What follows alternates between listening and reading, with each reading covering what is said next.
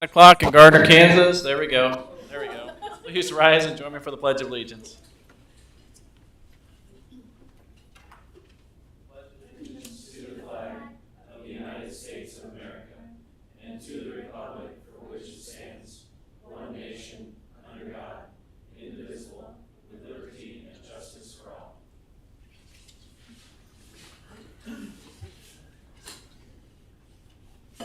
Good evening, everyone. Thanks for coming this evening. We've got a relatively short agenda, but some important stuff.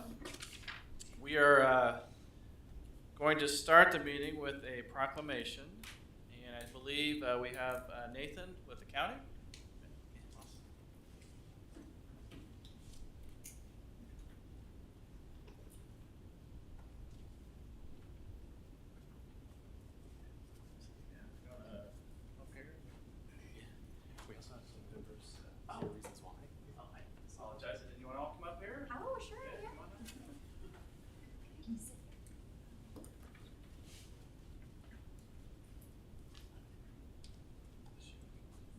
No, I'm good. I'm just grandma. No, I'm good.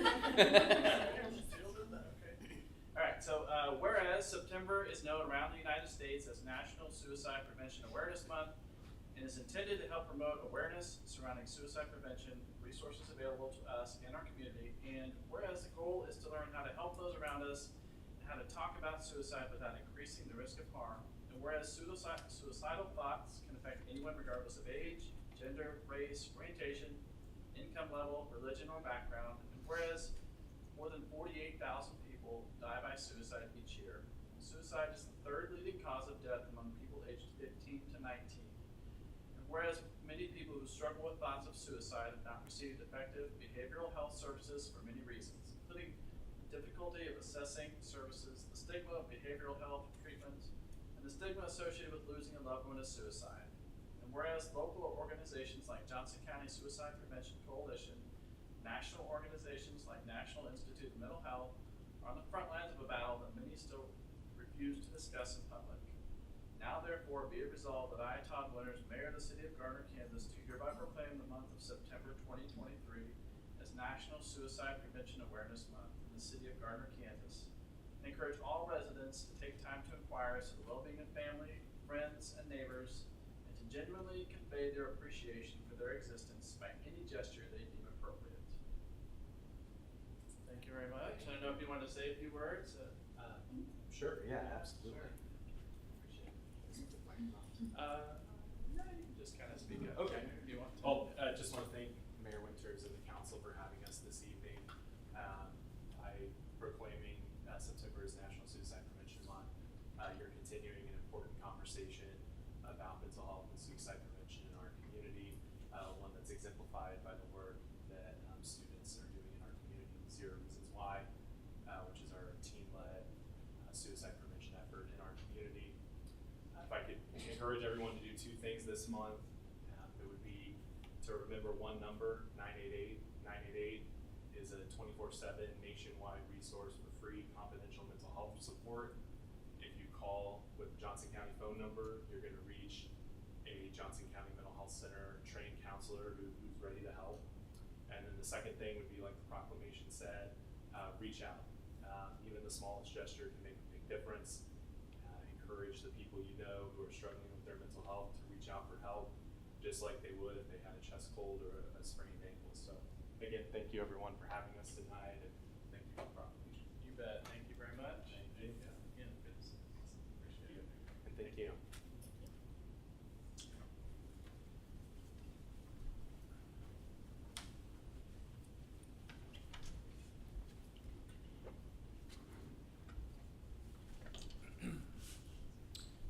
All right, that was, appreciated that. Okay, next we're going to go to a public hearing. Public hearing number 1, we have 2 this evening. Consider holding a public hearing to receive public input regarding the city's intent to exceed the revenue neutral rate. Do I have a motion? So moved. Second. Motion Deaton, second Baldwin. All in favor? Aye. All opposed, abstained? We will open the public hearing. If anyone would like to come forward.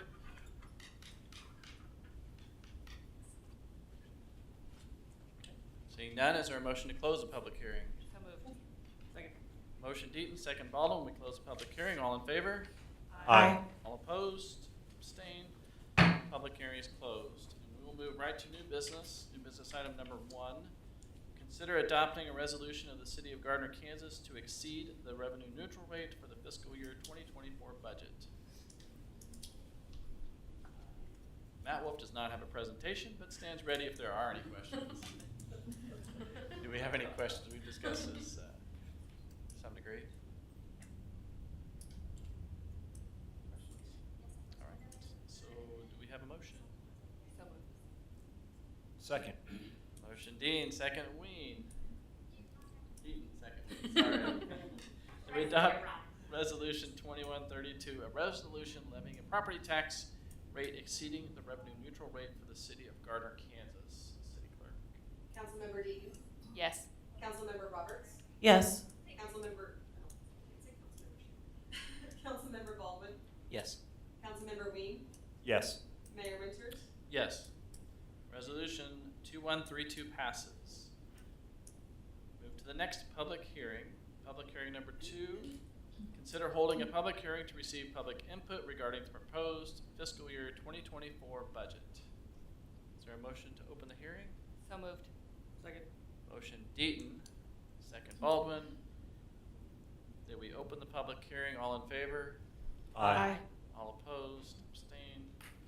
We will open the public hearing. Anyone like to come forward?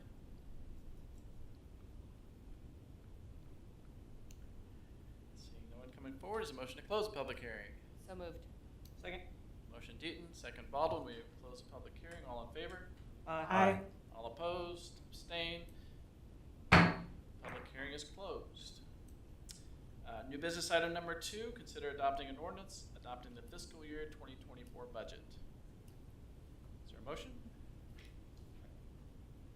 I actually had a couple questions, if I can. Yep. There's 2 items on here. The special highway, or we talked about, that's the bridge, right? The Gardner. It includes the bridge. Are we? Is that still a 2024? From what we heard from KDOT. So it's a 2024 letting, so it'll Okay. be in the fall of 2024. And construction will start in spring Right. 2025. And then the second question, I maybe didn't completely glean everything that Gons had said about the utility and the budget associated with that, with the changes in the Cost of the substation. yeah, is that included in this next year's budget? Is it? It's kind of tricky. It's included in the revised 23-24 budget as more of like a $5 million project. It's going to cost more than that. We just don't have real estimates at this point. We just know it's going to be higher. So we're just kind of putting a placeholder in there, is that? Yes. And expecting it to, okay. Sorry. Thank you. And I apologize. I meant to open this up to public comment too. I skipped over that part. So, that one is. You had a public hearing. We don't have to. Right. okay. See, I knew what I was doing. Maybe No, I was you're on fine. it. You're fine. You can ask a question. Any other question or comment? Thank you, Mark. Sorry for that. I just had a comment. I really appreciated the budget brief for the citizens. It was clear, it was easy to read. I like that it went out very early for citizens to review, so I really appreciate your team for doing that. Absolutely. I agree on that as well. For somebody who actually reads every page of the budget, I think that brief is pretty cool. Thank you. I'll pass this comments along. Very nice. Any other questions, comments? Do I hear a motion? So moved. Second. Motion Deaton, second Ween. We adopt ordinance number 2779, an ordinance adopting the 2024 budget of the City of Gardner, Kansas. City Clerk. Councilmember Roberts, Yes. Councilmember Baldwin, Yes. Councilmember Ween, Yes. Councilmember Deaton, Yes. Mayor Winters, Yes. Ordinance number 2779 passes. Thank you, everyone. So we'll move to public comments. Members of the public are welcome to use this time to make comments about city matters or items on the agenda that are not part of a public hearing. If you wish to come forward, please limit your comments to 5 minutes or less. There is a time clock to your left. no profanity, no personal attacks. That being said, come forward, state your name and address for the record. The podium is now open.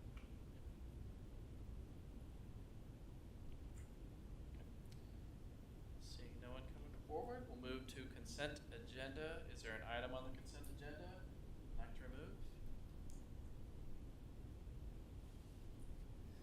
It's gonna be fast tonight. We might break the record. All right. Do I hear a motion to approve? So moved. Second. Motion Deaton, second Baldwin, that we approve the consent agenda. All in favor? Aye. All opposed? Abstained? Consent agenda passes. No planning and zoning consent, no committee recommendations, no old business, no more new business. And we will move right to council updates. Let's put our newly sitting utilities, Bruce Baldwin, do you have anything you'd like to I do not. brief us on? No? All right. Is there anything you want to ask me? Well, yeah. No, you.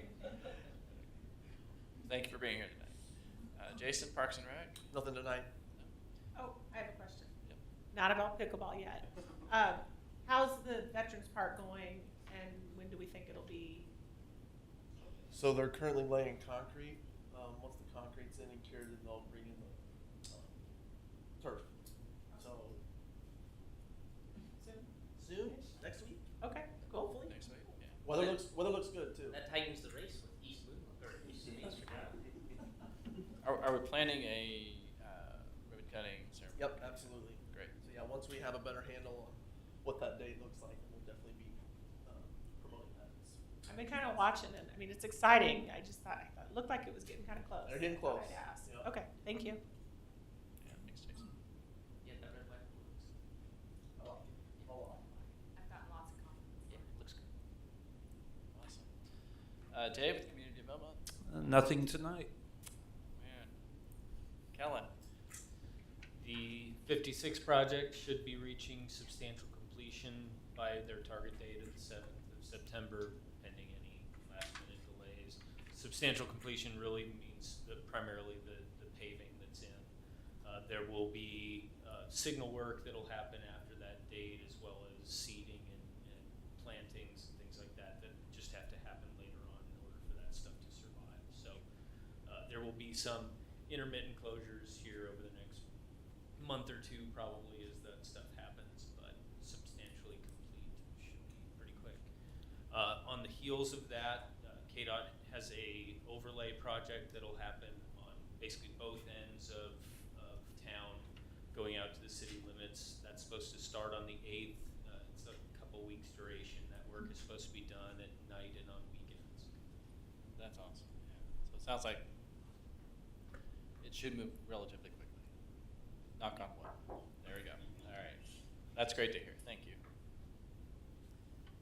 Chief Waldeck. Things are going well. We are still doing school zone enforcement, and that's all I got. All right. Thank you. City Clerk, Sharon. Nothing for me tonight. Thank you. Now, Finance.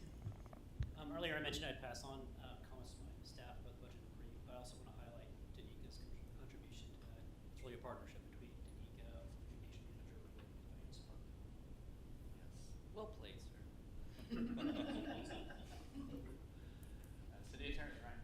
City Administrator. So I did receive written notification from the state of Kansas that our downtown historic district has been approved at the state level. So they forwarded that on to the federal government, and we should know within 30 days. We'll make an announcement once we receive that notification. Cool. Excellent. Excellent. And hopefully that will maybe spur even further development downtown there. So looking forward to that. Thank you. All right. Councilmember Deep. I was curious where we're at on the Mulberry Light. I've received a little bit of feedback on that. The only feedback I've received is those people want to keep it. But how long is the process, and what all are we doing for that light? So the intention is to study the traffic through that intersection for about 90 days after it's fully open.